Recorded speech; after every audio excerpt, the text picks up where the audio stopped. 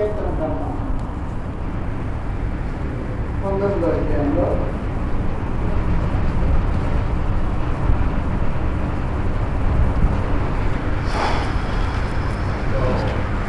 Sound పెట్టాలా?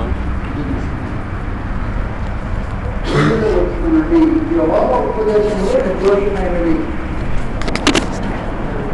అవి హృదయమును సంతోషపరచును. యెహోవా ఏర్పరిచిన ధర్మము నిర్మలమైనది, అది కన్నులకు వెలుగునిచ్చును. యెహోవా యందైన భయము పవిత్రమైనది, అది నిత్యము నిలుచును. యెహోవా న్యాయ విధులు సత్యమైనవి, అవి కేవలము న్యాయమైనవి. అవి బంగారు కంటెను, విస్తారమైన మేలిమి బంగారు కంటెను కోలదగినవి. తేనె కంటెను, దుంకితే దాళ్ళ కంటెను మధురమైనవి. వాటి వలన నీ సేవకుడు హెచ్చరికనందును, వాటిని గైకొండు వలన గొప్ప లాభము కలుగును. తన పొరపాట్లు కనుగొనగలవాడెవడు? నేను రహస్యంగా చేసిన తప్పులు క్షమించి నన్ను నిర్దోషినిగా తీర్చుము. దురభిమాన పాపములో పడకుండా నీ సేవకుని ఆపుము, వాటిని నన్ను ఏలనీయకుము. అప్పుడు నేను యథార్థవంతుడనై అధిక ద్రోహం చేయకుండా నేను దారహితుడు నలుగును. యెహోవా నా ఆశ్రయ దుర్గమా, నా విమోచకుడా, నా నోటి మాటలను నా హృదయ ధ్యానమును నీ దృష్టికి అంగీకారంలోకును కాక.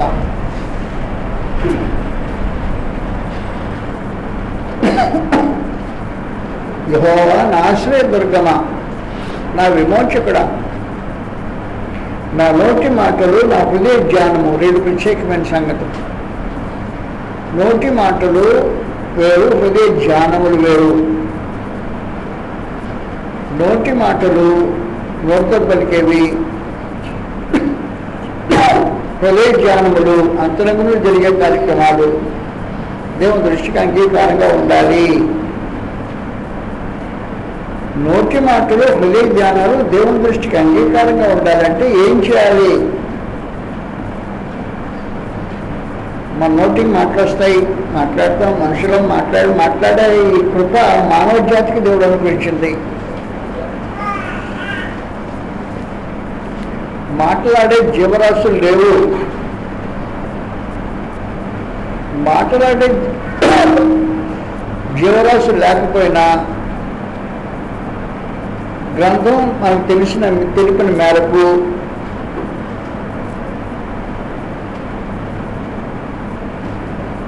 జీవరాశిలో సర్పము మాట్లాడింది మానవ భాషలో, ఏదైనా జరిగిన సమాచారం. కానీ సర్పాలు అన్నీ మాట్లాడవు. ఒక్క సర్పమే మాట్లాడింది. ఆ మాట్లాడిన సర్పము అపవాది.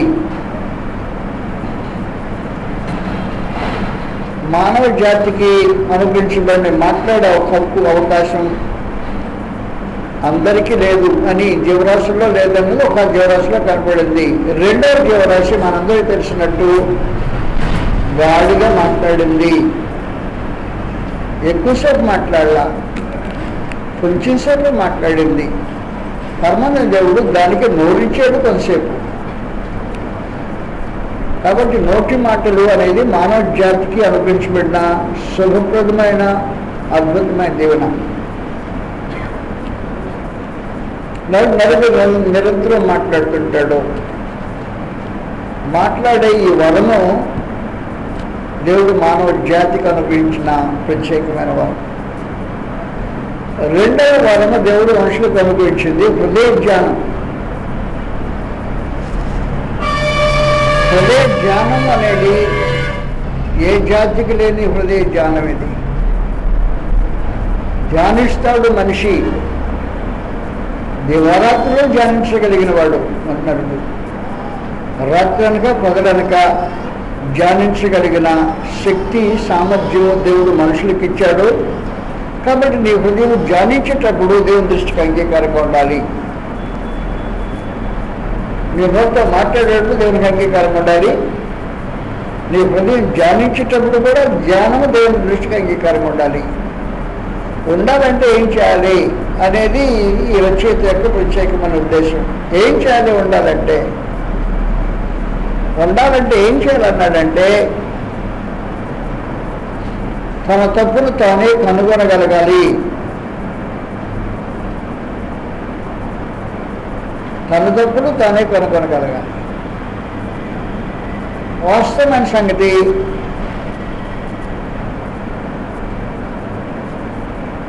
కొన్నిసార్లు నా తప్పులు నాకే కనబడవు.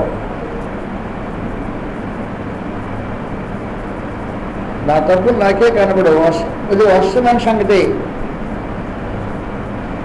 నా తప్పులు నాకు కనబడినప్పుడు నా నోటి మాటలు దేవుని దృష్టికి అంగీకారంగా ఉండవు. నా హృదయ ధ్యానం ఆయన దృష్టికి అంగీకారంగా ఉండదు. తన తప్పులు కనుక్కోవటం అనే ఒక విశేషమైన దృష్టి కలిగే మనుషుడు తన అంతరంగాన్ని పరిశీలించవలసిన అవసరం ఉంటుంది. దాన్ని ఇంట్రాస్పెక్షన్ అంట. ఇంట్రాస్పెక్షన్ అంటే తన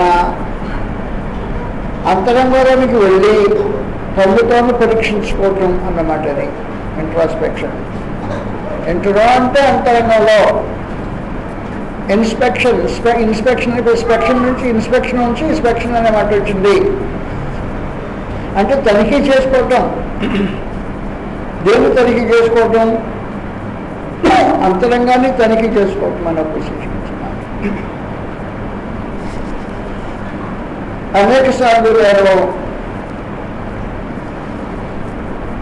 అనేక సార్లు తీసేసుకుంటున్నాను. కొన్నిసార్లు నేను నన్ను నేనే విమర్శించుకోను. నా అంతరంగంలో నాకు దూరి ఇన్స్పెక్ట్ చేయను. ఇన్స్పెక్షన్కి వెళ్ళను. స్కూల్కి ఇన్స్పెక్టర్ వచ్చాడు అనుకో, ఏం చేస్తుంటాడు? అటెండెన్స్ తనిఖీ చేస్తాడు, స్టూడెంట్స్ తనిఖీ చేస్తాడు, వారికి ఎంత చదువు వచ్చిందో తనిఖీ చేస్తాడు, ఆ టీచర్లు ఏం చేస్తాడో తనిఖీ చేస్తాడు. అలా తనిఖీ చేసి ఇన్స్పెక్షన్ అన్నమాట. ఇన్స్పెక్షన్, లోపల ఇన్స్పెక్షన్.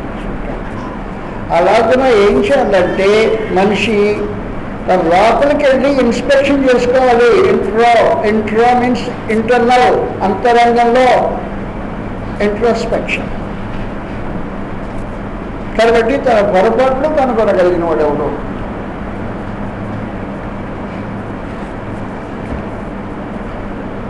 తన పొరపాట్లు కనుగోకుండా మనుషులు ఏం చేస్తుంటారంటే ఎదుటివాటి లోపాన్ని ఎదగటానికి ప్రయత్నం చేస్తారు. ఎదుటివాడి లోపానికి ఎదగటానికి ప్రయత్నం చేసినప్పుడు తన తప్పులు కనుక్కోలేడు. ఎదుటివాడి తప్పులు చెప్పేవాడు తన తప్పులు కనుక్కోలేడు అంటారు.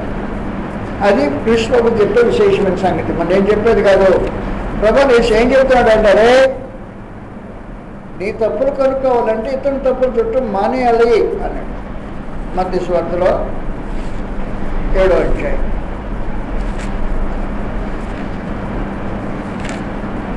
మత్తయి సువార్త 7వ అధ్యాయంలో తన తప్పులు కనుక్కోగలిగిన వాడు ఎవడు?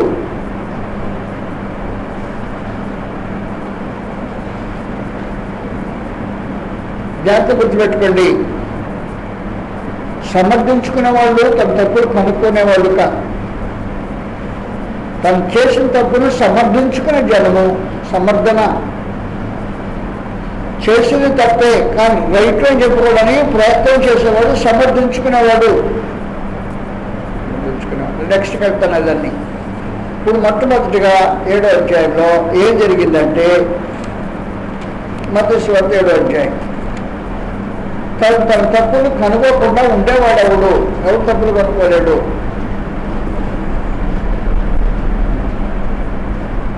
రెండవ వచనంలో మొదటి నుంచి మీరు తీర్పు తీర్చబడి అప్పుడు మిమ్మల్ని గురించి తీర్పు తీర్చబడదు.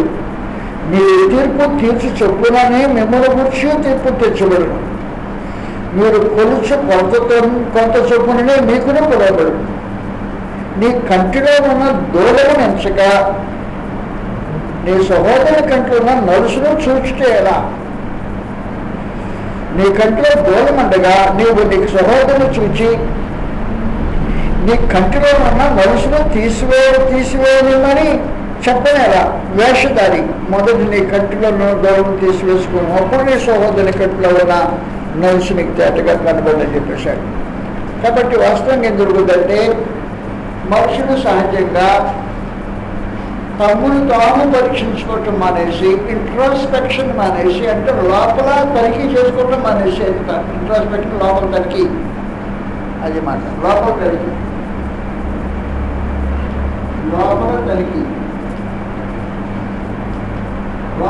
అంటే నేను పోయి చెప్పకల్లా లోపల తనిఖీ అంటే లోపల అంతరంగానికి వెళ్ళిపోయి తనిఖీ చేసుకోవాలి, పరీక్షించుకోవడం మాట తేలిగా ఉంది. తనిఖీ చేసుకోవడం అంటే విశేషమైన సమాచారం, ఇంట్రోస్పెక్షన్ జరగాల.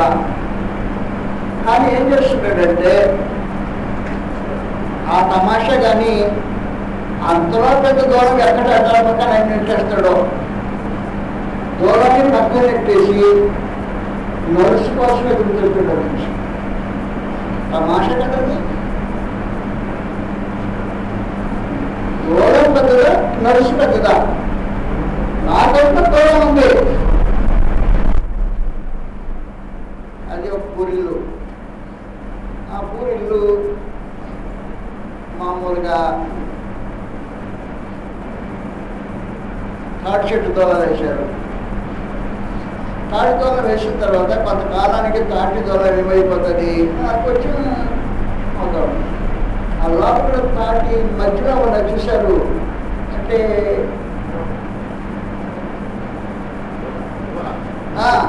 సేవ ఖాళీ స్థలం కాలక్రమంలో రాలిపోతుంటుంది. అలా రాలిపోతూ పడుకున్న కన్యా గంటలో నలుసుపడింది. నలుసుపడగానే కన్ను నలుపుడు ఉంటుందా, ఇబ్బంది పడుతుంది. కానీ కృష్ణబాబు ఏమన్నాడంటే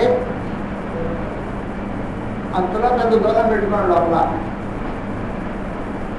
దూరం పెట్టుకుని దీని అక్కడ టెక్నిక్ మా పక్కకి సైడ్కి నెట్టేసి పక్కకి తన తప్పును కనుక్కునేవాడు ఆ పని చేయడు. తప్పుకు కనుక్కునేవాడు దూరాన్ని పక్కకు నెట్టేసి అడ్డం లేకుండా పక్కకు నెట్టేసి ఎదుటివారి కంట్లో ఉన్న నలుసును చుట్టం అనేది తప్పును కనుక్కునేవాడు చేసే పని కాదు. తన తప్పును కనుక్కోనివాడు తన మాటలు సరిగ్గా దేవుని దృష్టికి అంగీకారమైన మాటలు పలకలేడు. ధ్యానం చేసేటప్పుడు దేవుని దృష్టికి అనుకూలమైన ధ్యానం చేయలేడు. కాబట్టి నోటి మాటలు హృదయ ధ్యానం దేవుని దృష్టికి అంగీకారం ఉండాలంటే ఏం చేయాలంటే మనిషి తన తప్పును కనుక్కోవాలి. తన తప్పును కనుక్కునేవాడు ఎదుటివారి తప్పును వెదకటానికి ప్రయత్నం చేయకూడదు. వాస్తవంగా ఏం చేస్తుంటారంటే ఎదుటివారి తప్పునే భూతత్వంలో చూస్తాం. మామూలుగా ఈ దూరం సైజ్ ప్రక్క నెట్టేసి నర్సుని భూతత్వం చూస్తుంది. జరుగుతున్నాను తప్పును కనుక్కునేవాడు కాదు. మాటలు దేవుని దృష్టికి యథార్థమైన మాటలు పలికేవాడు అంతకంటే కాడు. వారి హృదయ ధ్యానము మోసయుక్తమైనది. ధ్యానం తన తప్పును కనుగొనటలో మనుషుడు నిమగ్నమైతే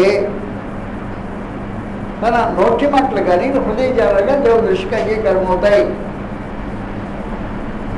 తన తప్పును కనుక్కునేవాడు ఏం చేయడం అంటే కంట్లో దొలం పెట్టుకొని ఎదుటివాని కంట్లో నలుసును వెతకడు. అలా వెతికేవాడు తన తప్పును కనుక్కునేవాడు కాదు. తన తప్పును కనుక్కోకపోతే దేవుని దృష్టికి అంగీకారం ఉండే ఛాన్స్ లేదు. కాబట్టి దైత్యం మనవాళ్ళకించి పరిశుద్ధులుగా దేవుని పిల్లలుగా మొట్టమొదటి ఏం చేయాలంటే తన తప్పును కనుక్కోవటము అనే ఒక విశేషమైన కార్యక్రమంలో నిమగ్నమై ఉండాలి. ఒకటి నేను ఆలస్యం చేసి అనుకో, నన్ను క్షమిస్తారా, కింద మీ లంచ్ టైం అయింది అనుకుని నన్ను తిట్టుకుంటూ ఉంటే నేను మాట్లాడతాను. అది మీ ఇష్టం. లంచ్ టైం అయింది మానే, నువ్వు ఏం మాట్లాడేదంటే నోరు పూసుకుంటాను. లంచ్ టైంకి మానేయమంటే మానేస్తాను, కొంచెం ఎక్స్ట్రా ఉంటానంటే మీ దయ ఉంటానని నేను ఒకసారి మాట్లాడు, అది మీ దయ మీద నేను ఆధారపడి ఉంటానని చెప్పే ముందుగానే మొట్టమొదటి సంగతి, ఎవరా నా ఆశ్రయవర్గమా, నా విమోచకుడా, నా నోటి మాటలు నా హృదయం మీ దృష్టికి అంగీకారంగా అవును అనే వ్యక్తి ఏం చేయాలంటే తన తప్పులు కనుక్కోవాలి. తన తప్పులు కనుక్కునేవాడు తన లోపలికి వెళ్ళిపోయి ఇన్స్పెక్షన్ మొదలెట్టాలి. ఇంట్రోస్పెక్షన్ అదన్నమాట. లోపలికి వెళ్ళి ఇన్స్పెక్షన్ మొదలెట్టాలా. కానీ ఈ అదేం చేయడంటే దూలమ్మ పక్కన నెట్టేస్తాడంటే కంట్లో ఎదుటివారి కంట్లో ఉండే నలుసు చూసేటట్టు అడ్జస్ట్ అవుతాడంట. కంట్లో కనబడుతున్నాను. నీ నోటి మాటలు ఎందుకు దేవునికి అంగీకారం అవుతాయి? నీ హృదయ ధ్యానం అంగీకారమే ధ్యానమే కాదు. నెంబర్ 1, తప్పులు కనుక్కునేవాడు ఏం చేస్తాడు అంటే, అపోస్తలుల కార్యగ్రంథం నేను మాట్లాడుతున్న గ్రంథం రైతుల మనవాలకించండి. గ్రంథంలో ఎలాగ ఉన్నాయి సంగతులు. ఇది పరిశుద్ధ దేవుని గ్రంథం. అపోస్తలుల కార్యగ్రంథం తన తప్పులు కనుక్కోవాలని ఆలోచన కలిగిన వాడు 24వ అధ్యాయంలో ఇలా చేస్తాడు. అపోస్తలుల కార్యగ్రంథం 24వ అధ్యాయం 16వ వచనంలో, ఈ విధమున నేను దేవుని ఎడలను మనుషుల ఎడలను ఎల్లప్పుడూ నా మనస్సాక్షి నిర్దోషమైనది ఉన్నట్లు అభ్యాసం చేసుకుంటున్నా. దేవుని ఎడలను మనుషుల ఎడలను మనస్సాక్షి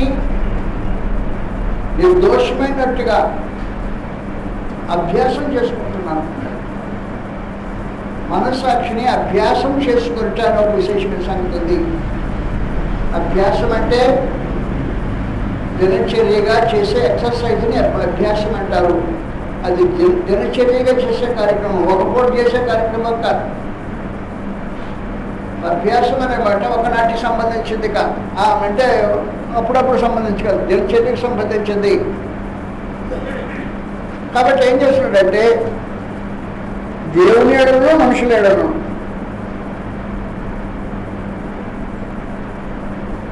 ఎల్లప్పుడూ నా మనస్సాక్షి నిర్దోషమైనదిగా ఉంటకు అభ్యాసం చేసుకుంటున్నా. నిర్దోషమైన మనస్సాక్షి దేవుని ఎదురు పెట్టి మనస్సాక్షిని ఆలోచన చేస్తాడు. దేవుని సముఖంలో పెట్టి మనస్సాక్షిని ఆలోచన చేస్తుంటాడు. మనుషుల ఎదురు పెట్టి మనస్సాక్షిని ఆలోచన చేస్తుంటాడు. దేవుని ఎదుట మనుషుల ఎదుటను మనస్సాక్షిని నిర్దోషంగా ఆలోచన చేసేవాడు.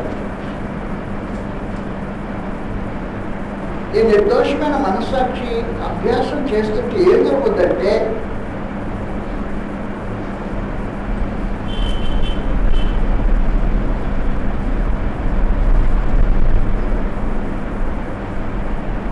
దేవుని ఎదుట మనుషుల ఎదుట అభ్యాసం ఏం జరుగుతుందంటే, నేను మాట చెప్తాను.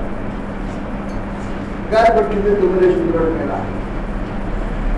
లేచి దుమ్ములో కణం కట్టబడింది. కట్టబడ్డ కంటి తెలుస్తుందా దుమ్ము పడినట్టు? తెలియదా? పోయే కట్టున్న వాడికి తెలుస్తుంది. కంట నలబడింది తెలుసా? అంటే నలగంట గ్యారంటీ తెలుస్తుంది. ఇక్కడ ఉన్నవాడికి, భౌతికంగా నేచురల్ ఉన్నవాడికి రోడ్డు మీద గాలి లేచి గాలిలో ఉండే ధూళి కంట్లో పెడితే తెలియకుండా ఎట్లుంటుంది?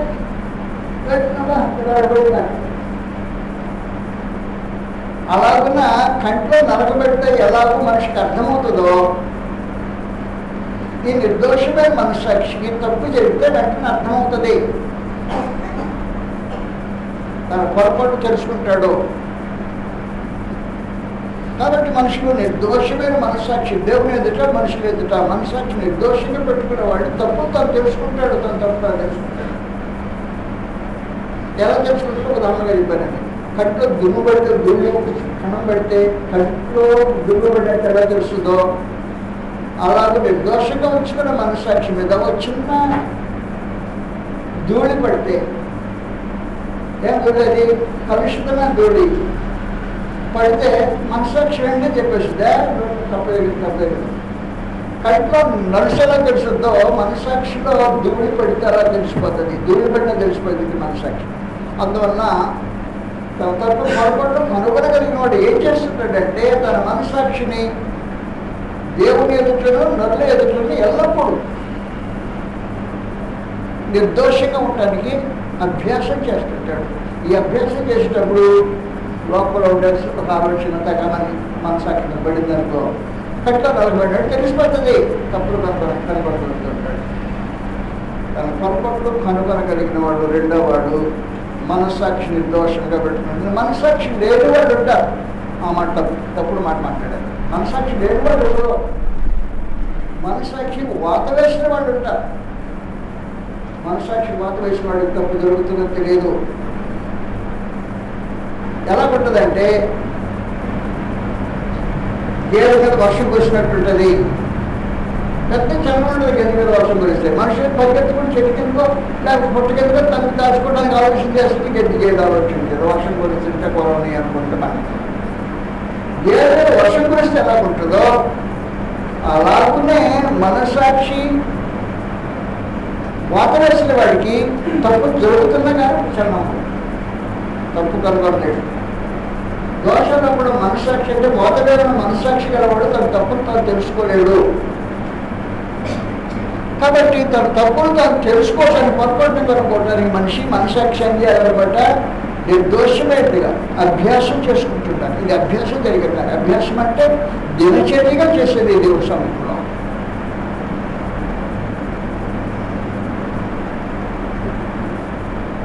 మొదటి తిమోతి 4వ అధ్యాయంలో వాత వేయబడిన మనస్సాక్షికి గేదె మీద వర్షం కురిసినట్టే ఉంటుంది. గేదె మీద వర్షం కురిస్తే పట్టింపు ఎలా ఉంటుందో దోషపరిచిన మనస్సాక్షి కలవాడికి తప్పు కలిగిన సంగతి పట్టింపడదు. అయితే కడవరి దినముల్లో వేషధారణ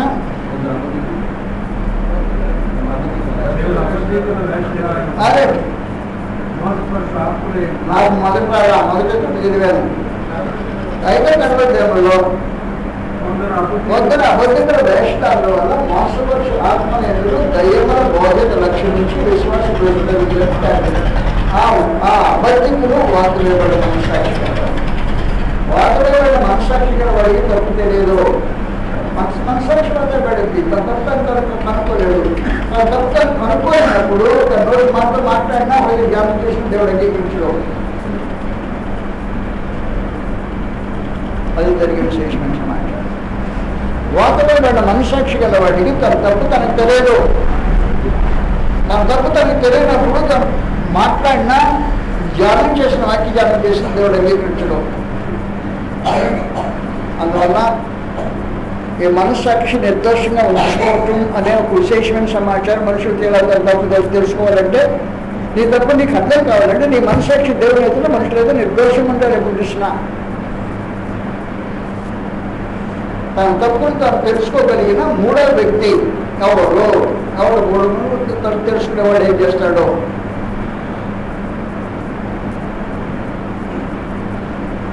తన తప్పును తాను తెలుసుకోగలిగిన వాడు ఏం చేస్తుంటాడంటే యాకోబు పత్రిక 1వ అధ్యాయం 22వ వచనం నుండి తన తప్పును తాను తెలుసుకోగలిగిన వాడు ఏం చేస్తాడు అనే సమాచారం ప్రత్యేకించి ఇక్కడ కనబడుతుంది. మీరు విలువను మాత్రమైంది మిమ్మల్ని మీరు మోసపరచుకోకుండా వాక్య ప్రకారము ప్రవర్తించవలనయుండి. ఎవడైనా విలువలేండి వాటి ప్రకారం ప్రవర్తింపని వాడైతే వాడు అందరిలో తన సహజమత్వం చూసుకొని మనిషిని పోలినాడు. అతను తను చూచుకొని అవతలిపోయి తను ఎట్టివాడో మర్చిపోడు కదా. అయితే స్వాతంత్రం నుంచి సంపూర్ణమైన నియమలు తేలి చూచి నిలకడగా ఉండేవాడు. తేలి చూచి నిలకడగా ఉండేవాడు. దేంట్లో తేలి చూడాలి? సంపూర్ణమైన స్వాతంత్రం నుంచి సంపూర్ణమైన నియమంలో తేలి చూడాలి. స్వాతంత్రం ఇచ్చే సంపూర్ణ నియమము ఎప్పుడు ఏం జరిగించాలి ఏం జరిగించకూడదని నియమావళిని నీట్గా తెలియజేస్తుంది. ఈ సొంత వ్యాఖ్యానం తెలియవలసిన అవసరం ఉండదు.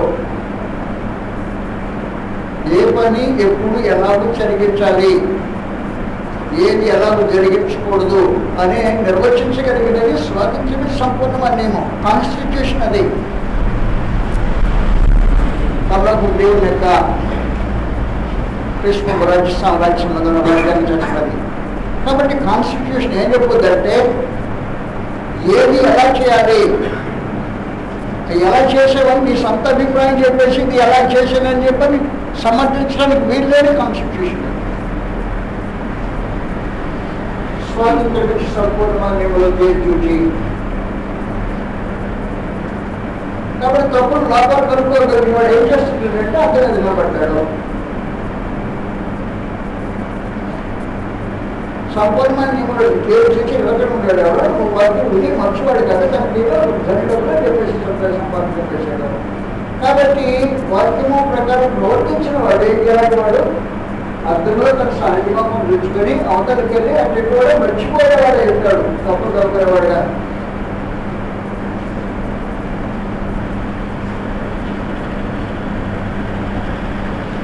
నేను ఎక్కువగా అర్థం ఉపయోగించే మనిషిని కాదు. నా కొడుకు నీకు అర్థం మానేసిన సంపద అర్థం మానేసినట్టే.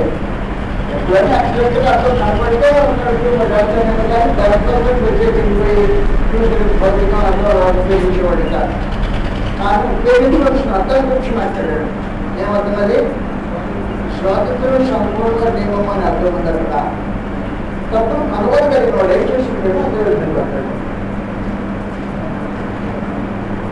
ఈ అర్థము లోపల దాన్ని ఫోటో తీసేస్తుంది అన్నట్టుగా.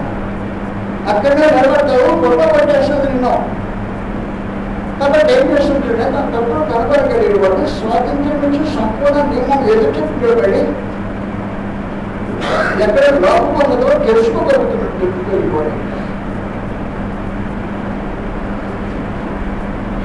దానికి సొంత వ్యాఖ్యానం చేసేవాడు తెలుసుకోలేడు. ప్రతి సందర్భానికి ఈ సందర్భంలో ఏం చేయాలి, ఈ సమయానికి ఏం మాట్లాడాలి, ఈ సమయం ఎలా జరిగించాలని ప్రతి దాని గురించి డెఫినేషన్ కనుక్కున్నాం. కాబట్టి స్వాతంత్రం నుంచి సంపూర్ణంగా కేర్ చూస్తే ఏముంటుంది అక్కడ? లోపం కనపడుతుంది. తన పొరపాటు కనుగొనగలిగిన వాడు ఏం చేస్తుంటాడంటే స్వాతంత్రం నుంచి సంపూర్ణమైన కూడా కేర్ చూస్తుంటాడు. పేరు చూస్తే లోపల అక్కడ కనపడుతుంది. లోపం కనపడినప్పుడు దాన్ని దిద్దుకోవడానికి కనుగొనగలిగిన వాడు ఏం చేస్తుంటాడంటే స్వాతంత్రం నుంచి సంపూర్ణమైన ఏదికి వెళ్ళిపోయి చూసుకుంటాడు. కనుక తన పొరపాటు కనుగొనగలిగిన వాడు ఎవరు? నెంబర్ 3. మొట్టమొదటి పొరపాటు కనుగొనగలిగిన వాడు ఎవరంటే మొదట మాట్లాడినప్పుడు ఏం చెప్పాను నేను మీకు?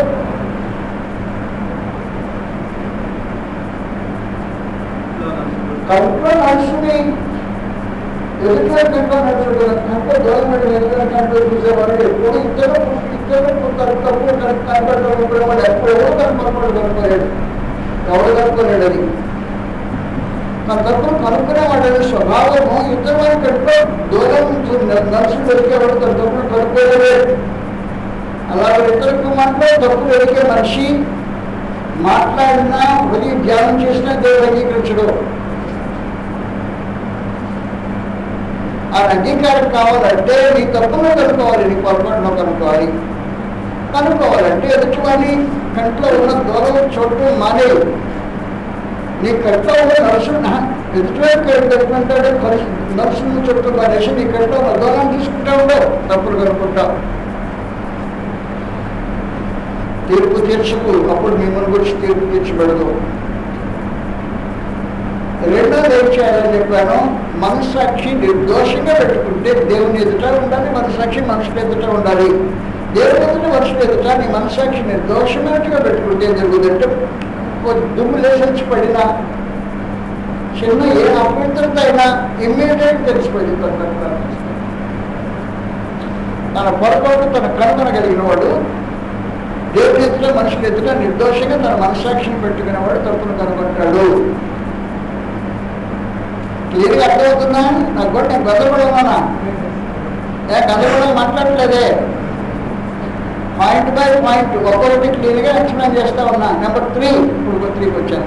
3కి వచ్చి ఏం చెప్పారు అన్నమాట, స్వాతంత్ర్యం నుంచి సంపూర్ణ నియమము అర్థంలో తన స్వహజమం చూసుకోవటం అన్నాడు. దానికి స్వాతంత్ర్యం సంపూర్ణ నియమంలో ఉన్నా చూసిన మొక్కలో మొక్కలో అర్థం చూసి అర్థంలో మొక్కలు చూసుకున్నా ఉంటే ఈ అర్థంలో ఈ మొక్క కనపడుతుంది. స్వాతంత్ర్యం సంపూర్ణ నియమంలో లోపల మొక్క కనపడుతుంది. అంతరంగ పురుషుడు కనపడతాడు తేటగా. అంతరంగ పురుషుడు ఎప్పుడైతే కనపడ్డాడో లోపల తేటగా తెలిసిపోతుంది. తన పొరపాటు కనపడితే సరి చేయబడి యెహోవా నా ఆశ్రయ దొరుకుమా, నా విమోచకుడా, నా నోటి మాట నా హృదయ జ్ఞానం నీ దృష్టికి అంగీకారం అవునంటే ఇది పరిస్థితుల్లో అంగీకారం అవుతుంది, కానీ వేరే రూపంగా అంగీకారం అవుతుంది. కలగనొద్దు.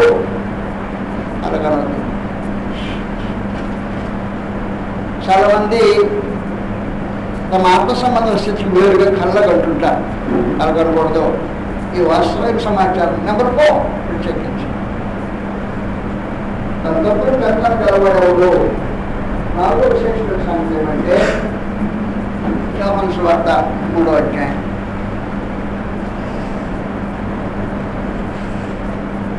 యోహాను సువార్త 3వ అధ్యాయంలో సమాచారం రాబడింది.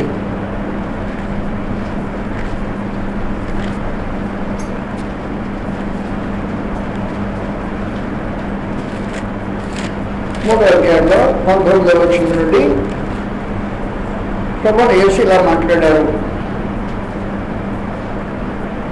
19 నుంచి ఆ తీర్పు ఇదే, వెలుగు లోకములోనికి వచ్చాను కానీ తమ క్రియలు చెడ్డైనందున మనుషులు వెలుగును చీకటినే ప్రేమించింది. దుష్కార్యం చేయి ప్రతివాడు వెలుగును ద్వేషించును, తన క్రియలు దుష్క్రియలుగా కనబడుతున్నట్లు వెలుగు వద్దకు రాడు. సత్యవంతుడైతే తన క్రియలు దేవుని మూలముగా చేయవచ్చున్నవని ప్రత్యక్షపరచబడినట్టు వెలుగునద్దకు వచ్చును. పొరపాట్లు కనుగొనే వాళ్ళు వెలుగులోకి వచ్చేస్తాడు. చీకట్లో నడిచే మనిషి వెలుగులోకి వస్తే ఆ వెలుగు ఏం చేస్తుందంటే తన చీకటితనాన్ని ప్రదర్శిస్తుంటుంది. పొరపాటు కనుక్కోవచ్చు. వెలుగులోకి వాడి మనిషి చీకటిలోనే కనుక్కుంటుంటాడు. ఈ దాగుడు మూతలు ఆడేవాడు తన తప్పు తను కనుక్కోలేడు.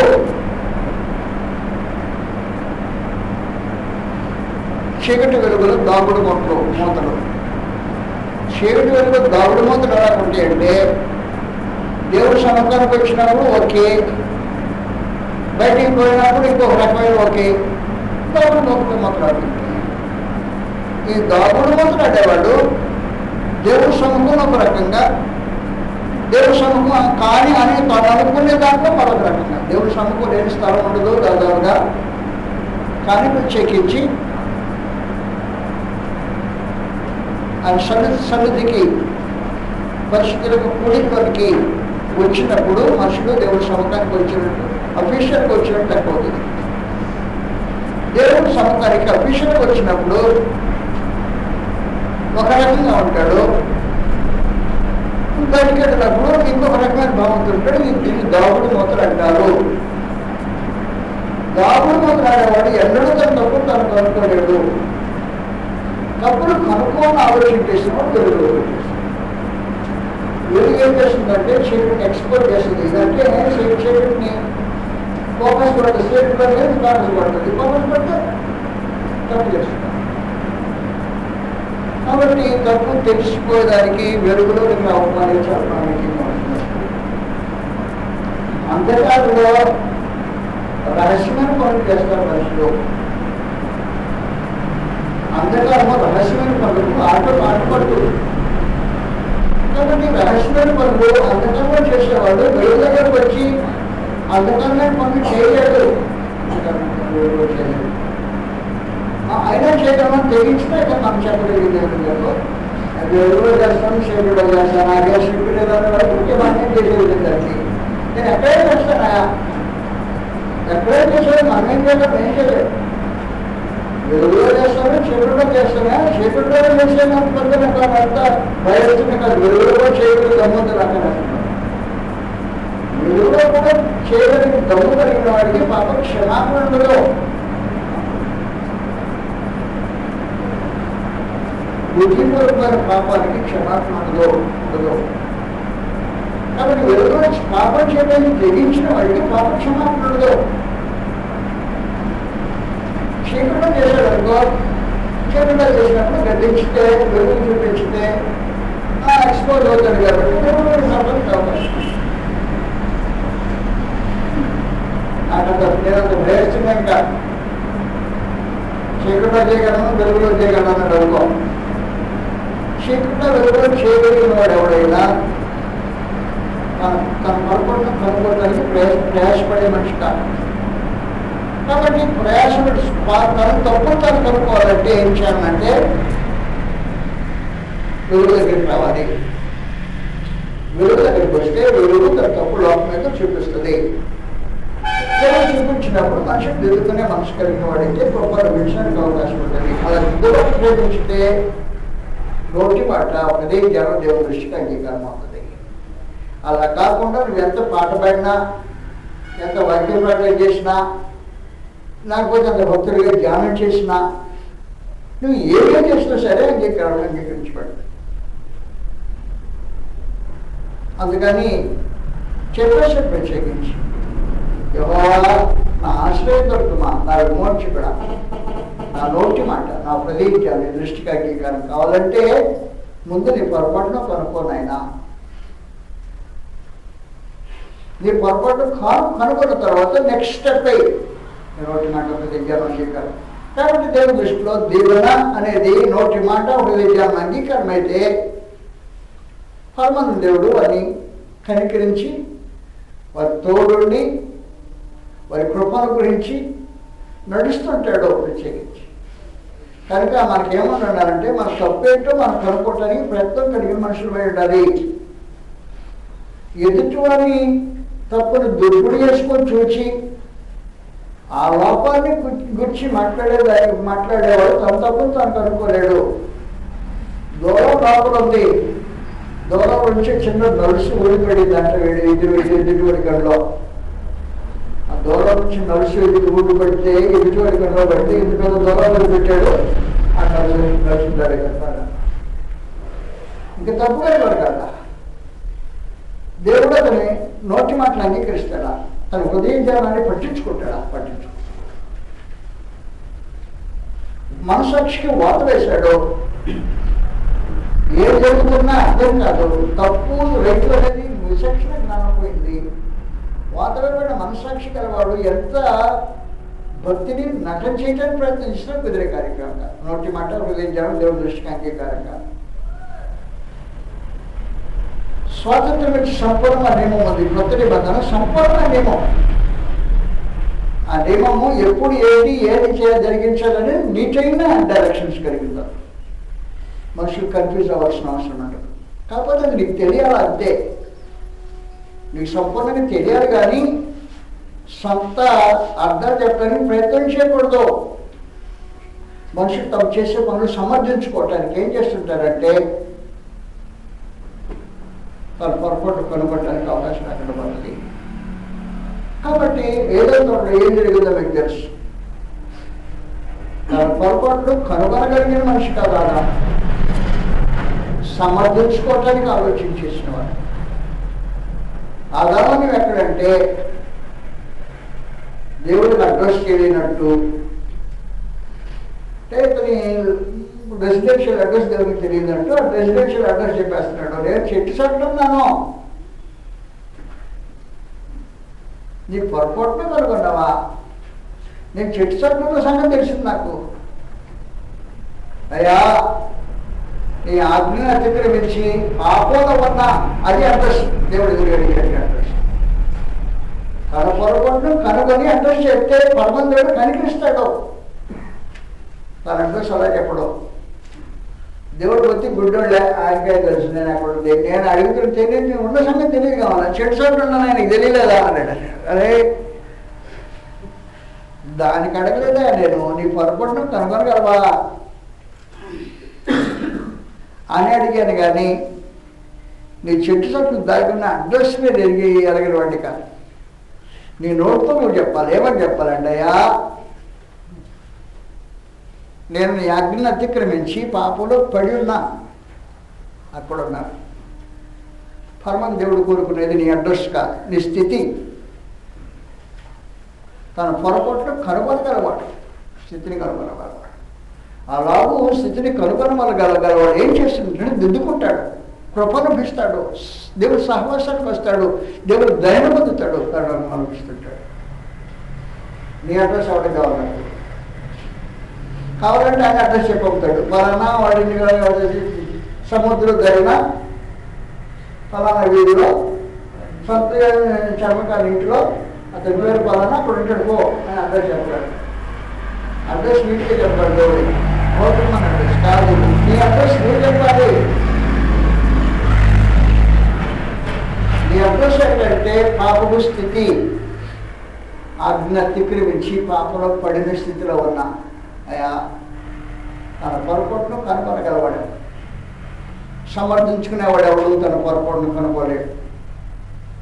సమర్థించుకోవడానికి ప్రయత్నం చేసేవాడు దేవుడి కృపను అనుభవించలేడు, దేవుడు దయను పొందలేడు, దేవుడి సమకానికి రాలేడు, ఆయన సంసంధిలో నిలవడానికి అవకాశం ఉండదు. అందువల్ల నీ పొరపాటును కనుగొనటం అనే ఒక విశేషమైన సమాచారం ఉంది, గుర్తుపెట్టుకో.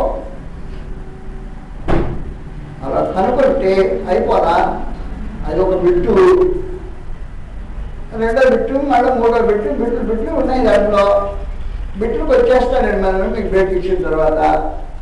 దయచేసి క్షమించండి, నేను 4 గంటలకి ఈ రోజున క్లాస్ ముగించేస్తాను. ఎందుకంటే పినాకినికి వెళ్ళిపోవాలి, నేను మళ్ళీ టికెట్ బుక్ చేసుకుని వచ్చాము కాబట్టి పినాకినికి వెళ్ళాలంటే 4 గంటలకు నేను క్లాస్ క్లోజ్ చేసి మీ దగ్గర సెలవు పుచ్చుకుని వెళ్తాను. అందుకని 2 గంటలకే కొడతాము.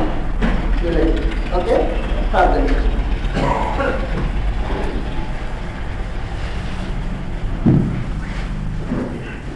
కరుణా సంపన్నుడు మా తండ్రి, ప్రభును రక్షకుడని యేసుక్రీస్తు తండ్రి దేవా, మహాగుండా స్తోత్రములు. సింహాసనాసీనులై ఘనులై పరిశుద్ధులై యుగ యుగంలో జీవించుతూ పరిపాలించినందుకు మీ స్తోత్రములు. మీకు కుమారుడైన క్రీస్తు ప్రభు మృతులు లేపబడి మీ కుడి పార్శ్వానికి హెచ్చించబడి వారై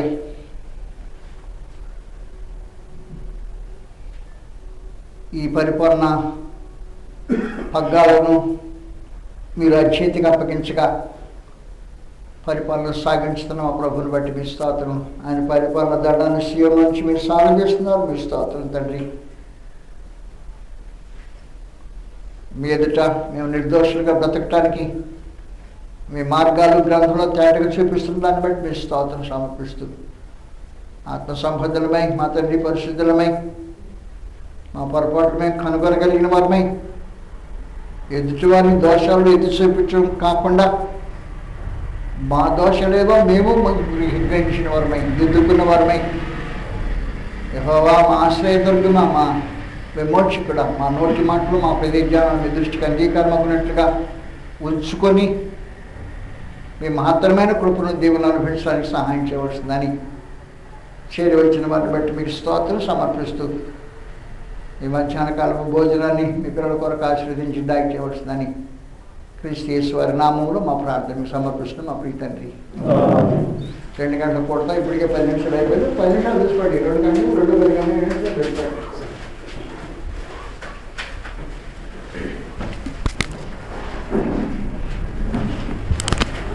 మాకు కనుకోండి, 5 నిమిషాలు.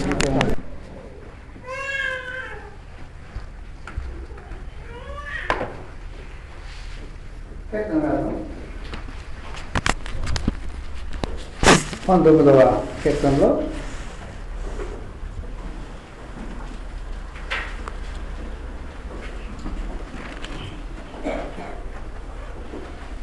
తన పొరపాటును కనుగొనగలవాడెవడు? పొరపాట్లు కనుక్కోవటానికి ఎలాంటి వాడు తన పొరపాట్లు కనుక్కుంటాడో అనే సంగతి ఉదయం మనం చర్చించుకున్నాం. తన పొరపాట్లు కనుగొనేవాడు ఎలాంటి వాడు ఉండాలంటే, నెంబర్ 1 ప్రత్యేకించి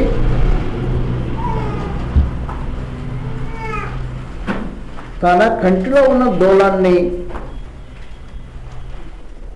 చూడాలనే ఆలోచన కలిగిన వాడు ఉండాలి, కానీ ఎదుటి కంటిలో వాడిని నడుచు ఎదగడం ప్రయత్నించకూడదు. ఎదుటి వాడి లోపాలు వెతకటానికి ప్రయత్నం చేసేవాడు తన లోపాలు కనుక్కోలేడు. నెంబర్ 1. తన పొరపాట్లు కనుగొనటానికి రెండో పని ఏం చేయాలంటే, దేవుని ఎదుటను మనుషుల ఎదుటను తన మనస్సాక్షి నిర్దోషమైనదిగా ఉంచుకోవటానికి అభ్యాసం చేయాలి. మనస్సాక్షితో పనిచేయాలి. మనస్సాక్షితో అభ్యాసం చేయాల్సిన అవసరం ఉంది. మనస్సాక్షిని దేవుని ఎదుట, నరుల ఎదుట నిర్దోషంగా పెట్టుకునే మనస్సాక్షి అయితే, ఆ అలాంటి మనస్సాక్షి మీద ఏ చిన్న రవ్వ ధూళి పడినా, పెద్ద దూలం పడక్కర్లేదు, ధూళి పడితేనే పొరపాటు అనే సంగతి తెలుస్తుంది. కాబట్టి పొరపాటు కనుక్కునేవాడు తన మనస్సాక్షి మీద ధూళి పడకుండా, ఒకవేళ పడినా తెలుసుకోవటానికి అనుకూలంగా మనస్సాక్షిని దేవుని సమ్ముఖంలో మనుషులు ఎదుట నిర్దోషమైనదిగా ఉంచుకోవాలి. అలా నిర్దోషమైన మనస్సాక్షికి ఏ చిన్న కల్మషం తోచినా తన తప్పు తను కనుగొనగలుగుతాడు. తన తప్పును కనుక్కోవటానికి నేరుగా ఏం చేయాలంటే, మూడవది స్వాతంత్రం ఇచ్చి సంపూర్ణ నియమంలో తీర్చూడాలి. ఆ తీర్చిస్తే ఆ సంపూర్ణమైన నియమం ఏం చేస్తుందంటే, తన తప్పు ఎక్కడుందో అర్థం చూపిస్తుంది. ముఖంలో ఎక్కడ దిద్దుబాటు అవసరమో అర్థంలో చూసుకున్నట్టు మనుషులు దేవుని సంపూర్ణమైన నియమం అనే అర్థంలో నిలిచి తీర్చూడాలి. నా పరిస్థితి ఎలా ఉన్నది? దేవుని గ్రంథాన్ని పరిశీలన చేసి చూస్తే ఆ అర్థంలోని ఆ నిజ స్వరూపం తెలియబడుతుంది. కాబట్టి లోపాలు తెలుస్తాయి. 4వ విశేషమైన సంగతి, తన పొరపాట్లు కనుగొనగలవాడు వెలుగులోకి వస్తాడు, చీకట్లో ఉండడు. చీకటి వెలుగులు అనే దాంట్లో తాను దాగుడు మూతలాడేవాడు కాదు. ఇలాగ దాగుడు మూతలాడేవాడు తన పొరపాట్లు తెలుసుకోలేడు.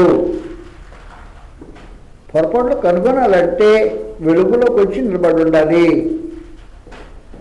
రహస్యమైనవి, అంధకార సంబంధమైనవి ఉండకుండా ఉండటానికి వెలుగులో మనుషులు నిలబడితే పొరపాట్లు తెలుస్తాయి. పొరపాట్లు కనుగొనగలిగిన వాడు సమర్థించుకునేవాడు ఉండకూడదు అని చెప్పాను. సమర్థించుకునేవాడు పొరపాటును కనుగొని ప్రయత్నం చేసేవాడు కాదు. అందువలన నేను గతంలో మీకు తెలియజేసినట్టు, ఆదామా నువ్వు ఎక్కడ అంటే దేవునికి నీ అడ్రస్ తెలియక అడగడు. నువ్వెక్కడని అడిగింది నీ యథార్థమైన స్థితిని ఒప్పుకుంటావనే ఉద్దేశంతో అడిగాడే కానీ అడ్రస్ తెలియని వాడే దేవుడు ఆదామును ప్రశ్న అడగలా. తన పొరపాట్లు కనుగొనగలిగిన వాడైతే ఏం చెప్పాలంటయ్యా, నా అడ్రస్ అది కాదు, నేను పాపంలో ఉన్నా, పడిపోయి ఉన్నా, అది అడ్రస్. తన పొరపాట్లు కనుగొనగలిగిన వాడు పాపాన్ని సమర్థించుకునేవాడై ఉండకూడదు. కాబట్టి దేవుని ఎదుట నీ మాట కానీ నీ హృదయ ధ్యానం కానీ అంగీకారం కావాలంటే 4 సంగతులు 5 సంగతులు ప్రత్యేక జాగ్రత్త గుర్తుపెట్టుకోవాలి. నెక్స్ట్ పదం, 2వది 12వ వచనంలో 19వ అధ్యాయం 2వ వచనం, నేను రహస్యంగా చేసిన తప్పులు క్షమించి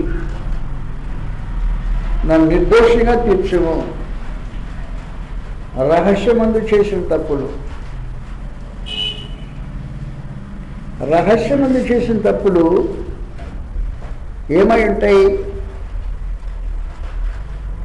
రహస్యమందు చేసిన తప్పుల గురించి మాట్లాడినప్పుడు నీ బాల్య దిన కాలాన్ని గురించి మాట్లాడలా. అది రహస్యంగా చేసిన సమాచారం. ఏం సమాచారం రహస్యంగా చేసేది? రహస్యంగా ఏం జరుగుతుందంటే, రహస్యంగా మనుషులు హృదయాలోచనలు తప్పిపోతారు. రహస్యంగా జరిగే కార్యక్రమం అది. హృదయాలోచనలు తప్పిపోయేవాడు రహస్యంగా పాపం చేస్తాడు. అది హృదయాలోచన, లోపల సమాచారం తప్పిపోతాడు. అక్కడ పాపం చేసినవాడు అంటాడు.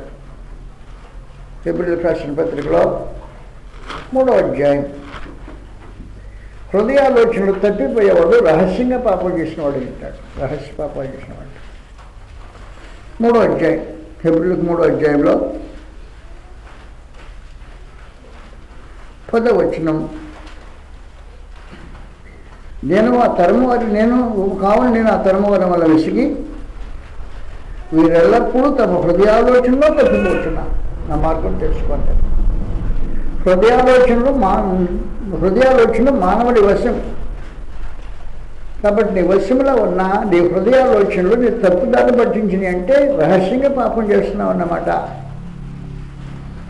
హృదయాలోచనలో తప్పిపోయే మనుషులు, నీ హృదయాలోచన నిన్ను పాడు చేసింది. నిన్నెవరు తప్పు మార్గం నడిపించలా. నేను తప్పు మార్గం నడిపించింది ఎవరు? నీ హృదయాలోచన తప్పు చేసింది. అది రహస్యంగా జరిగే పాపం.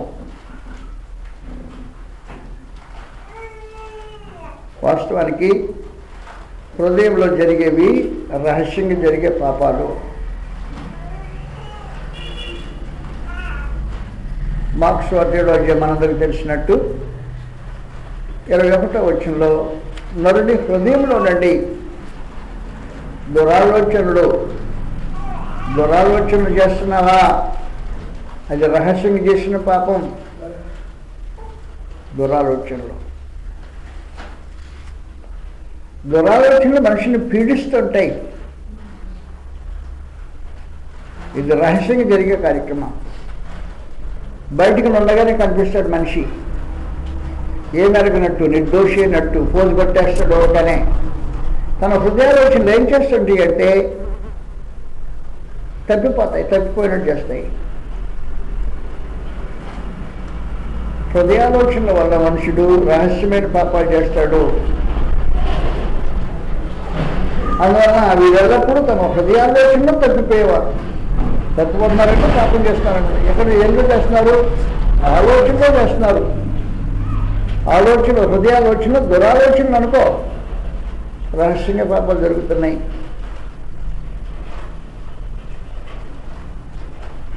ఈ హృదయాలోచనలు జరిగే పాపాలు మనుషులు దేవుని సముఖంలో హృదయాలోచనలు పాపంతో మునిగుంటే నోటి మాటలు కానీ హృదయ జ్ఞానాలు కానీ దేవుని దృష్టికి అంగీకారం కావు. వారు తమ హృదయాలోచనలు తప్పిపోతున్నారు కాబట్టి ఆయన మార్గాలు తెలుసుకోలేదని దేవుడు నేరుగా చెప్పేస్తున్నాడు. ఆ మార్గాలు తెలుసుకోలేదు వీళ్ళు. హృదయాలోచనలు తప్పిపోవటం రహస్యమైన పాపం.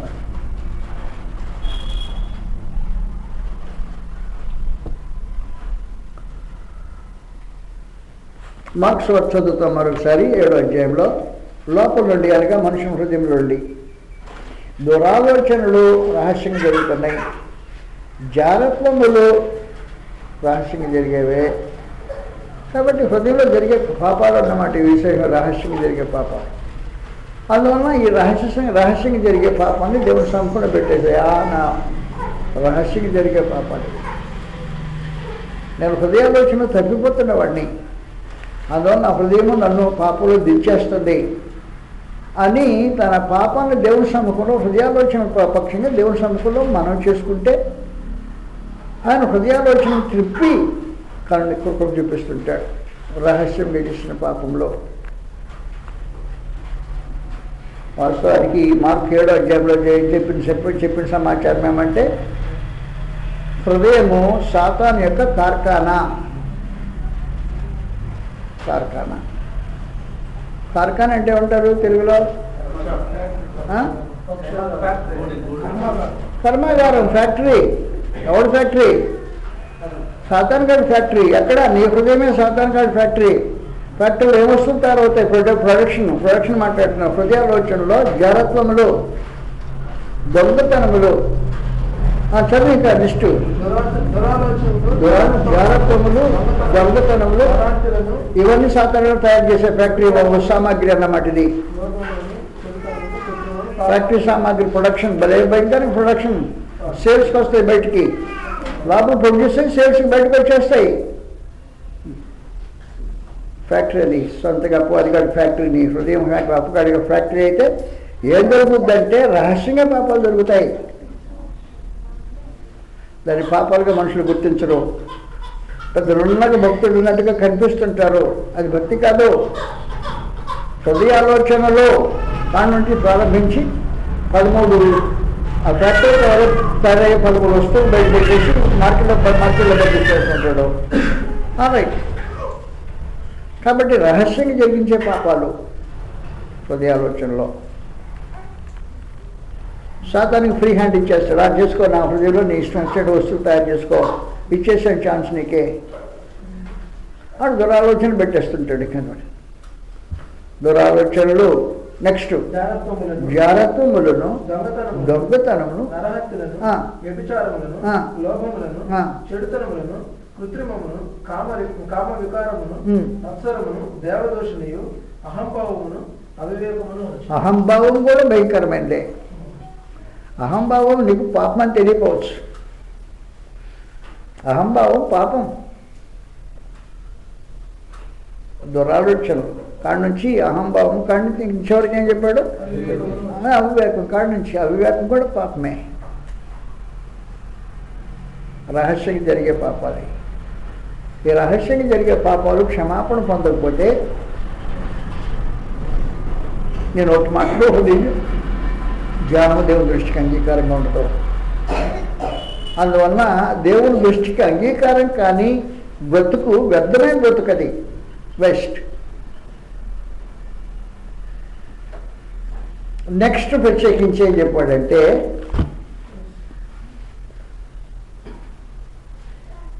13వ వచనంలో టైప్ స్టేజ్ ఏమంటే టాపిక్ మార్చేశాడు.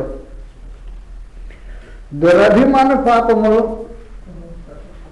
పాపములలో పడకుండా నీ సేవకుని అవుకుము, వాటిని నన్ను ఏరలేకుము. అప్పుడు నేను యథార్థవంతుడినై అధిక ద్రోహము చేయకుండా నిందారహితుడగు. ఎప్పుడు అంటే ఇవన్నీ జరిగితేనే. పొరపాటు కనుక్కుంటే రహస్యంగా పాపాలు జరిగే పాపాలు క్షమాపణ పొందితే. 3 దురభిమాన పాపం. దురభిమాన పాపం అంటే ఏంటండి? అభిమానం అంటే పాపం కాదు, దురభిమానం పాపం. దురభిమానం పాపం. దురభిమానం పాపం అనేది గ్రంథంలో ఎలా తెలియబడుతుంది? దురభిమానం అంటే అభిమానం చెడ్డ అభిమానం. అభిమానం తప్పుగా ఉపయోగించితే, అభిమానం తప్పుగా చూపించితే దాన్ని దురభిమానం అంటారు. తప్పుగా చూపించిన అభిమానం, నా మీద అభిమానం తప్పుగా చూపించారనుకో, అది పాపం అవుతుంది. అది దురభిమానం అవుతుంది. దురభిమానం పాపం. అభిమానం ఉండటం అవసరం, కానీ దురభిమానం ఉండకూడదు. దురభిమానం అనేది పాపము అనే సంగతి నీకు తెలియాలి. దురభిమానం పాపం అంటే నీకేం తెలుసు? ఏం చెప్పు దురభిమానం అంటే? వాస్తవానికి దురభిమానం పాపం ఎలా ఉంటుందో తెలిసిన దాని రూపం తెలిసిన. దురభిమాన పాపం యొక్క రూపం నీకు తెలిసిన అడిగా. తెలిసిన ఎవరు చెప్తారు? దురభిమాన పాపం గ్రంథం చెప్పుద్ది దురభిమాన పాపం ఎలా ఉంటుందో.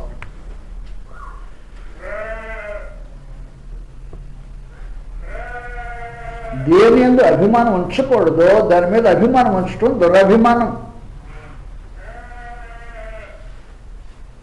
వచ్చిన ఉదాహరణ కీర్తన 50వ అధ్యాయంలో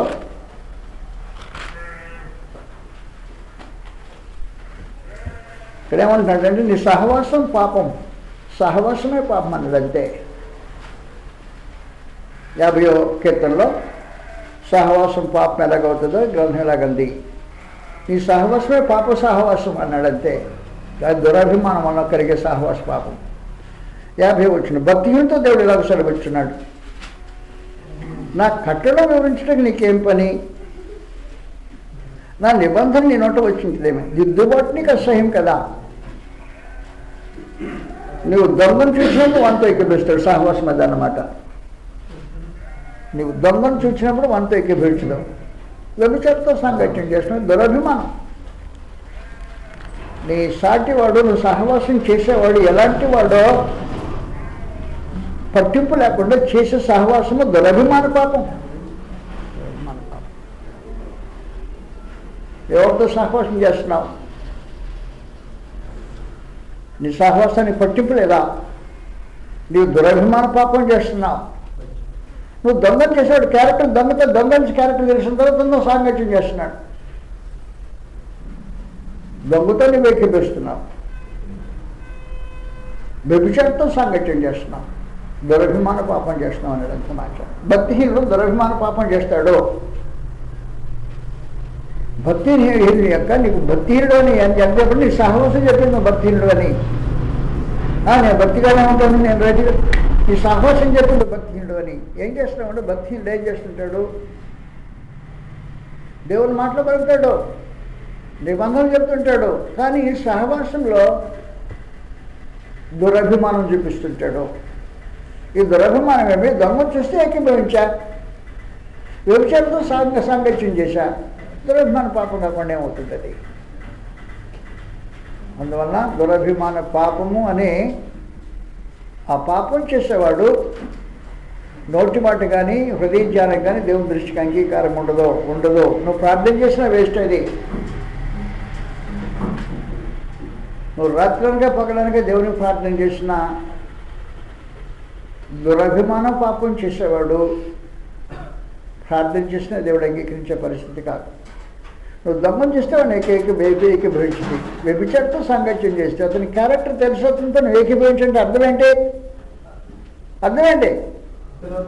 దురభిమాన పాపం చేస్తున్నావు అన్నమాట.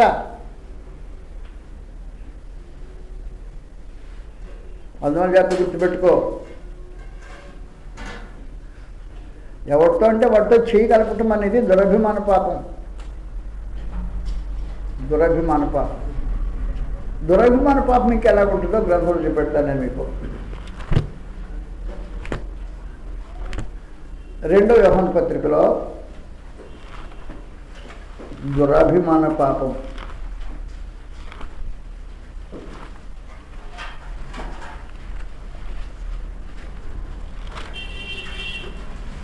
తొమ్మిదవ వచనం.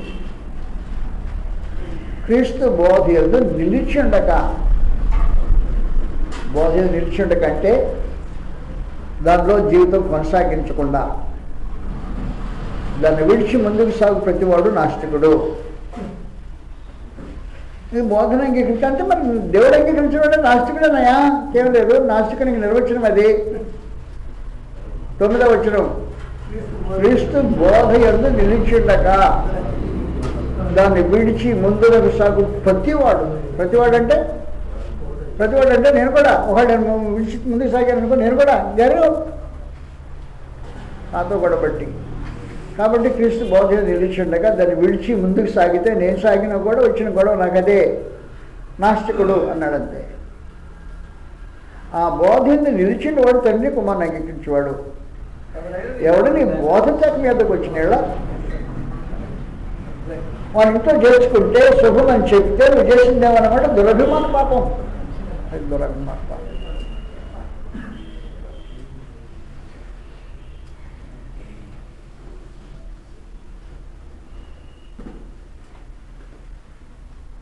క్రీస్తు బోధ నిలిచుండక అపోస్తలుల బోధలో ఉండకుండా జీవితాన్ని కొనసాగించుతూ నీటికి ఒకడు వచ్చాడు అనుకో, సహోదరుడు అని వాడు వచ్చాడు అనుకో,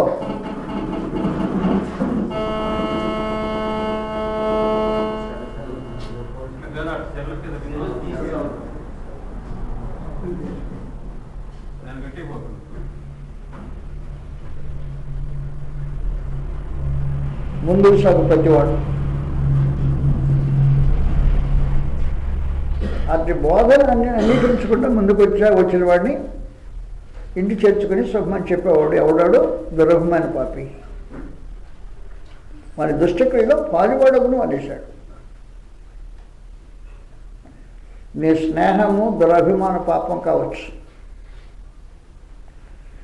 నీ ఆహ్వానము దురభిమాన పాపం కావచ్చు, నీ బాంధవ్యము దురభిమాన పాపానికి నడిపించవచ్చు.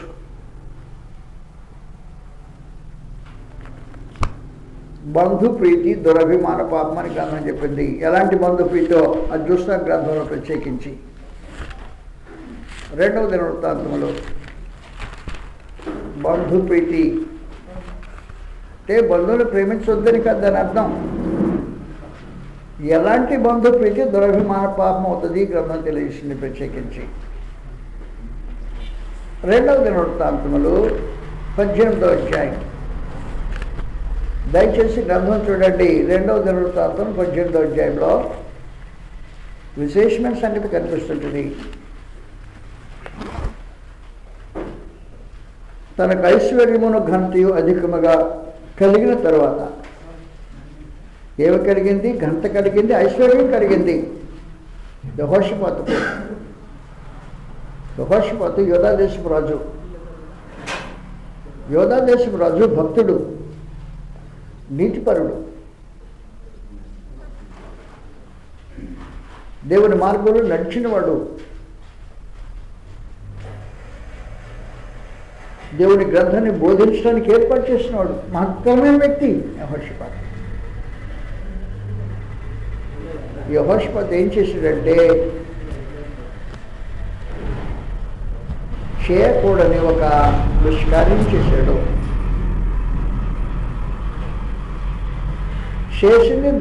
చేసింది సమాచారం కాదు. ఏం జరిగిందంటే వాస్తవానికి ఎద్బయలు కుమార్తె,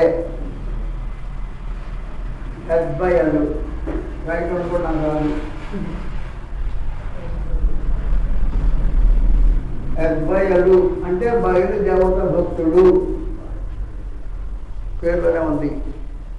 ఆ పేర్లోనే బయలుదేవత భక్తుడు. ఎద్బయలు కుమార్తె యెజబెల్.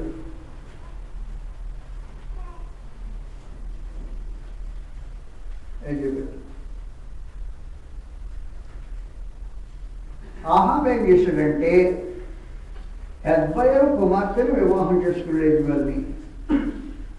సో ఫస్ట్ గుడ్ సమస్య ఏం లేదు వాస్తవానికి.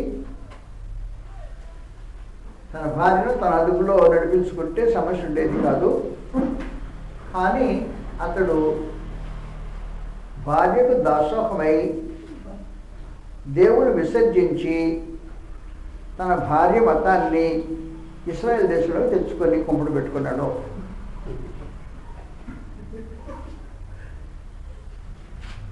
ఈ కుంపటి పెట్టుకున్న తర్వాత ఏం జరిగిందంటే కుంపటి మండుతూ ఉంది, బాగా సీజన్లోకి వచ్చేసింది.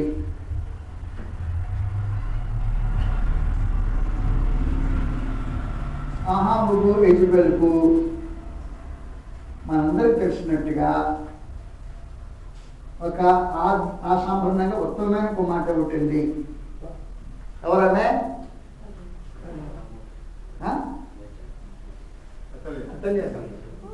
ఇద్దరికి అత్తల్య. తల్లి కంటే ప్రజాకులకు తెలిసిన తల్లి అమ్మ. ఇంతవరకు సమస్య లేదు. ఇప్పుడు ఏం జరిగిందంటే ఈ అమ్మని యెహోషాపాతు తన కొడుకు చేసుకున్నాడు. యెహోషాపాతు అంటే భక్తుడు. యెహోషాపాతు భక్తుడు అతల్యాను తన కుమారునికి తీసుకొచ్చుకున్నాడు, పెళ్లి చేశాడు. అతని పేరు యెహోరాము. యెహోరాము అతల్యాను ఇద్దరు వివాహం అయ్యారు, చేసుకున్నారు, ఇబ్బంది లేదు. ఈ యెహోషాపాతు ఆయన అసలు ఆయన ఆహాబు ఏమయ్యారు? ఇద్దరు కలిసి వియ్యంకుళ్ళు అయ్యారు.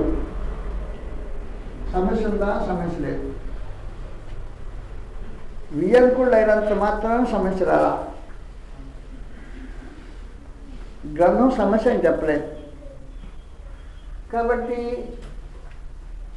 ఆహాబు యెజ్బెలు కుమార్తె అతల్యాను యెహోషాపాతు తన కుమారుడు యెహోరాముకు ఇచ్చి వివాహం చేశాడు. కోడలుగా చేసుకున్నాడు అమ్మాయిని. కోడలు చేసుకున్న సమస్య లేదు. ఈ వియ్యంకుడు ఇద్దరు కొంతకాలం దూరంగా ఉన్నవాళ్ళు ఇద్దరు ఇప్పుడు కలుసుకున్నారు. ఒక రోజున ఈయన దర్శించడానికి వచ్చాడు. ఎవరు? యెహోషాపాతు ఆహాబును దర్శింపు వచ్చాడు. దర్శనకు వస్తే పెద్ద ఆయన వచ్చాడు,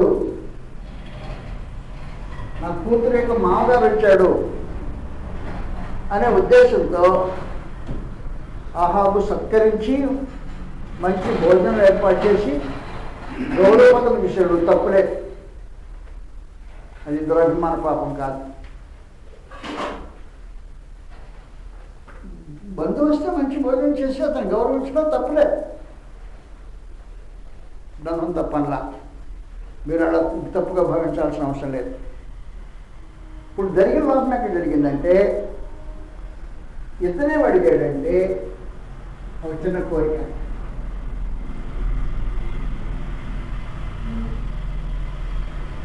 ఆహాబుకి ఇస్రాయేల్ దేశంలో రాము గిలాదు అనే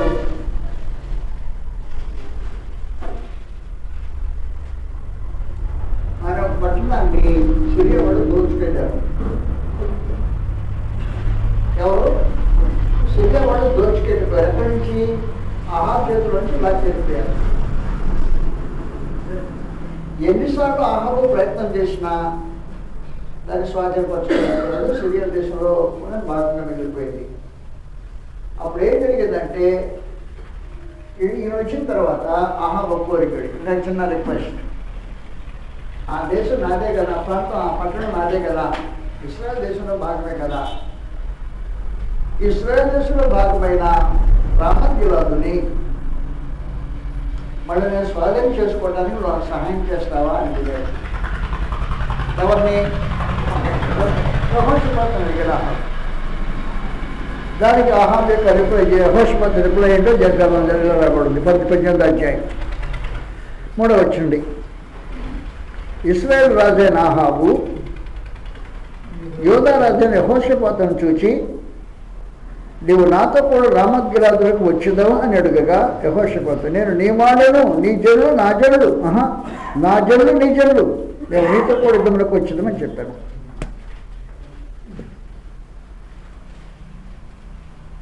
మన బంధువులు కదండయా, నీ సమస్య నా సమస్యే కాబట్టి నీతో కూడా వచ్చేస్తాడు కదా అనేసి కథ కట్ చేసేసాను. ఇద్దరు యుద్ధానికి వెళ్ళారు. ఎవరెవరు? ఆహాబు యెహోషాపాతు ఏకంగా ఇద్దరు కలిసి ఒక రాజు ఒక సారథి కింద ఇద్దరు యుద్ధానికి వెళ్ళిపోయారు. యుద్ధానికి వెళ్ళిపోయిన తర్వాత రామత్ గిలాను పట్టుకోలా, తీసుకొచ్చుకోలా. ఈ తీసుకొచ్చిన క్రమంలో ఆహాబు చనిపోతాడు. ఆహాబు చనిపోతాడు. యెహోషాపాతు ఇంటికి తిరిగి వస్తాడు. తిరిగి వచ్చిన తర్వాత దేవుడే పట్టినట్టు చదువుతాం 19వ అధ్యాయం. యోధారాజుల యెహోషాపాతు మొదటి రెండో దినవృత్తాంతం 19. యోధారాజుల యెహోషాపాతు ఏ అపాయములు చెందకుండా యెరూషలేము నందుండు తన నగరునకు తిరిగి రాగా దీర్ఘదర్శి అయిన హనాని కుమారుడు యెహూ అతన్ని ఎదుర్కొని పోయి రాజుని యెహోషాపాతుకి ఇలాగూ ప్రకటన చేశాను, నీవు భక్తిహీనులకు సహాయం చేసి యెహోవా శత్రువుకు స్నేహితులు అవుతావు కదా అన్నమాట. నీకు అర్థమైందా? ఎవరికి సహాయం చేశావు? భక్తిహీనులకు సహాయం చేశావు. భక్తిహీనుడికి ఎందుకు సహాయం చేశావు? నువ్వు బంధువుడి కదా సహాయం చేసింది. భక్తిహీనులకు సహాయం చేసి యెహోవా శత్రువులకు స్నేహితుడువే అంటే యెహోవా శత్రువయ్యావు కదా అన్నమాట కనుక అందువల్ల యెహోవా సన్నిధి నుండి కోపం నీ మీదకి వచ్చెను మాట్లాడు. నా మాట అర్థం కాదు మీకు. బంధు ప్రీతి ఉండటం తప్పు కాదు, కానీ దురభిమానం అయితే తప్పు అవుతుంది. బంధువుల మీద అభిమానం చూపించడం తప్పు కాదు. అయితే నన్ను అర్థం చేసుకోవాలి. బంధువులకు అభిమానం చూపించవచ్చు, దురభిమానం చూపించకూడదు. దురభిమానం ఏమి? యెహోవా శత్రువుకు స్నేహం చేస్తే దురభిమానం అవుతుంది. దురభిమాన పాపం ఉంటుంది. ఈ దురభిమాన పాపము బంధుప్రీతిలో కనపరచబడింది ఇక్కడ గ్రంథంలో. అభిమానం చూడటం తప్పు కాదు. దయతో మనం ఆలకించండి. మీ బంధువులు ఇంటికి వస్తే వాడిని తప్పుగా ట్రీట్ చేయొద్దు.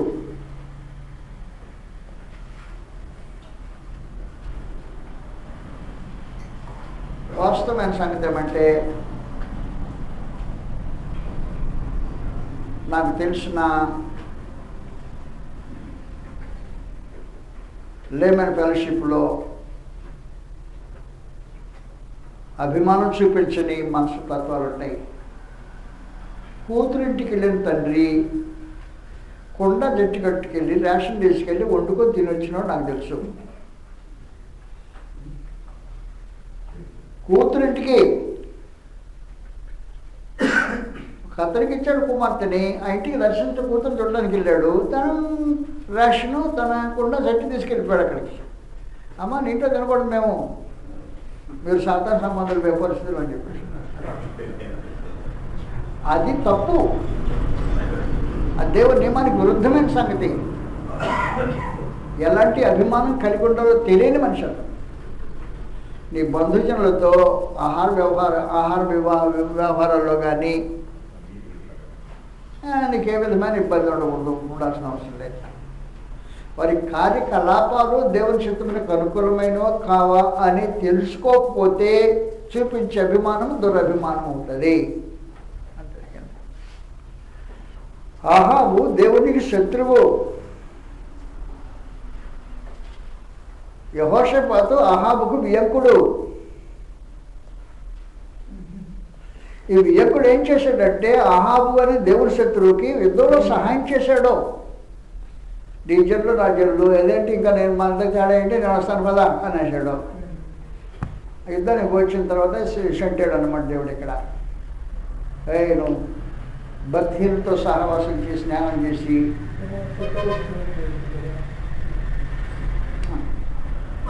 దేవుడి శత్రువుకు నువ్వు స్నేహితుడు అయిపోయావు. దేవుడి శత్రువు స్నేహితుడు అంటే దేవునికి స్నేహితుడు అయిపోతావు కదా అన్నమాట. ఇంక వేరే వాళ్ళని చెప్పక్కరా.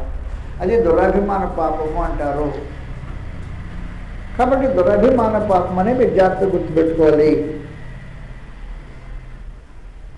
మీ బంధువుల ఇంటికి వెళ్ళటం తప్పు కాదు. బంధువులు మీ ఇంటికి వచ్చి మీ ఇంటికి రావడం తప్పు కాదు. వారికి మీరు మంచి భోజనాలు, వసతి, గౌరవం చూపించడం తప్పే కాదు. వారి కార్యాల్లో జోక్యం పుచ్చుకున్నారు అనుకో, అది దురభిమానం అయిపోతుంది. అభిమానం కాకుండా దురభిమానం అవుతుంది. అభిమానం ఎంతవరకు పనిచేస్తుందంటే, మీ బంధువులను ఆహ్వానించండి, వారిని గౌరవించండి, మర్యాద చేయండి, మంచి చేయండి. అదే దురభిమానం ఎక్కడికి అవుతుందంటే, వాళ్ళ పనుల్లో మీరు చేయబెట్టారనుకో దురభిమానం అయిపోతుంది. కాబట్టి దురభిమాన పాపం చేయకుండా, వాళ్ళు పొందకుండా జాగ్రత్తలు చూసుకోవడం చాలా ప్రాముఖ్యంగా అవసరం. పర్లోకం నీటికి చెప్పేశాడు. ఏమన్నాడంటే, నీవు భక్తులకు సహాయం చేసి యెహోవా శత్రువుకు స్నేహితులు అయితే కదా, అందులో యెహోవా సన్నిధి నుండి కోపం నీ మీదకి వచ్చును. అయితే దేశంలో నీవు దేవదస్తము తీసివేసి దేవుని యొద్ద విచారించుటకు నీవు మనసు నిలుపుకొని ఉన్నావు. నీ యొద్ద మంచి క్రియలు కనబడుతున్నవి. ఇతడు ఎంతవరకు ఇంతటితో పాటు నేర్చుకోవాలి యెహోషాపాతు. ఇంకేం చేశాడంటే, ఆహాబు చనిపోయిన తర్వాత ఆహాబు కుమారుడైన యెహోరాముతో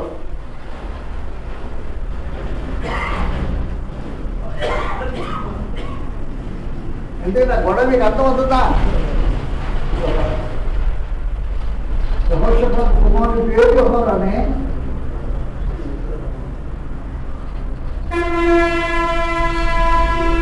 తన నియమం కొడుకు పేరు కూడా యెహోరామే. ఈ యెహోరాముతో కలిసి ఏం చేశాడు చదువుతాం గ్రంథంలో. దేవుడు అతన్ని మరొకసారి గర్తించడం జరిగింది. 20వ అధ్యాయం దురభిమాన పాపం. దురభిమాన పాపం చేస్తే దేవుడిని మనస్సుని నోటి మాటని కానీ నీ హృదయ జ్ఞానాన్ని కానీ అంగీకరించడో. 20వ అధ్యాయం 2వ దినవృత్తాంతం 20వ అధ్యాయం 33వ వచనం. అయితే అప్పుడు కింకర జనం తమ పితరులు దేవుడిని ఎదుగుటకు తమ హృదయంలో స్థిరపరచుకోలేదు. అతడు ఉన్నత స్థలమును తీసివేశాను. యెహోషాపాతు చేసిన కార్యములను గురించి హనానీ కుమారుడైన యెహూ గ్రంథమందు రచించిన గ్రంథమందు వ్రాయబడినవి. ఈ యెహూ పేరు ఇశ్రాయేలు రాజుల గ్రంథమందు వినబడుతుంది. ఇది అయిన తర్వాత యోధా రాజు అయిన యెహోషాపాతు మిక్కిలి దుర్మార్గంగా ప్రవర్తించిన ఇశ్రాయేలు రాజు అయిన అహజ్యాతో స్నేహం చేశాను అన్నమాట. Next friendship. అహాజు కుమారుడైన మరొక కుమారుడు అహజ్యా. అహజ్యాతో స్నేహం చేశాను.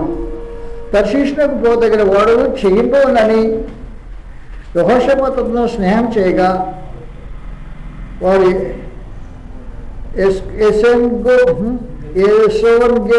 బేరులో ఆ ఓడను చేయించిరి. అప్పుడు మారేషవాడును దోదావాహు కుమారుడు ఎలియదుడు నీవు అహస్యతో స్నేహం చేసుకొంటివి గనుక యెహోవా నీ పనులను భంగం చేయనని యెహోషాపాతు మీద ప్రవచనమాడు చెప్పాను. దురభిమాన పాపం. కాబట్టి నీ చేసే ఫ్రెండ్షిప్ దురభిమాన పాపానికి దారి తీయకూడదు అని చెప్పాడు. కాబట్టి యెహోషాపాతు చేసిన రెండవ కార్యక్రమం ఏమంటే అహాబు చనిపోయిన తర్వాత అహాబు కుమారుడైన అహజ్యాతో చేతులు కలిపి బిజినెస్ పార్ట్నర్ అయ్యాడు. అది బిజినెస్ పార్ట్నర్షిప్. కాబట్టి నీవు యుద్ధంలో పార్ట్నర్షిప్ చేశాడు మొదటిది. రెండోది బిజినెస్ పార్ట్నర్షిప్ చేశాడు. బిజినెస్ పార్ట్నర్షిప్ చేసిన తర్వాత దేవుడు ఓడలన్నింటినీ నాశనం చేయించాడు. నీ బిజినెస్ అంతా పోయినాడు. యుద్ధంలో పార్ట్నర్షిప్ చేసిన తర్వాత యెహోవా స్నేహితులు శిశువు అయిపోయావు చెప్పాడు. అందువల్ల దురభిమాన పాపము అనేది మీరు జాగ్రత్త గుర్తుపెట్టుకోవాల్సిన అవసరం. నువ్వు బోల్ పెట్టి చేసినా తిట్టున్నారేమన్నాను మీకు. అందుకంటే నలుగురు కూర్చున్నారు ఎందుకు తిట్టకుండా. దురభిమాన పాపము నీకు తెలియాలి ఇది కరెక్ట్గా. అందువలన బంధుత్వం ఉండటం సమస్య లేదు. బంధువుల యొక్క దుష్కార్యములో నీకు పాలు ఉంటే దురభిమాన పాపం చేసిన వాడు పోయి ఉంటావు. అహాబు మీద యెహోషాపాతు చూపించిన అభిమానము దురభిమానం. వాస్తవమైన సంగతి ఏమంటే అహాబును చంపాలని దేవుడు ప్లాన్ వేస్తున్నాడు. దేవుడు ప్లాన్ అహాబును చంపాలని. ఈయనేమో సహాయం నేను కూడా నీకు సహాయం చేస్తానన్నాడు. కాబట్టి దేవుని శత్రువులకు స్నేహితుడై దురభిమాన పాపం చేసిన కారణాన అతడు గద్దించబడ్డాడు. అతని కుమారుడైన హాస్యతో బిజినెస్ పార్ట్నర్షిప్ చేశాడు. ఈ బిజినెస్ పార్ట్నర్షిప్ ఎప్పుడైతే చేశాడో అదే దురభిమాన పాపం చేసిన వాడు అయ్యాడు. నువ్వు బిజినెస్ పార్ట్నర్షిప్ చేయొచ్చు, లేకపోతే యుద్ధం పార్ట్నర్ చేయొచ్చు, లేకపోతే సహవాసం పార్ట్నర్ చేయొచ్చు దురభిమాన పాపం చేయడానికి. కాబట్టి దురభిమాన పాపం చేసేవాడు వాక్యం ధ్యానించినా అది చేసేవాడు మాట్లాడినా దేవుని దృష్టికి అంగీకారంగా ఉండవు.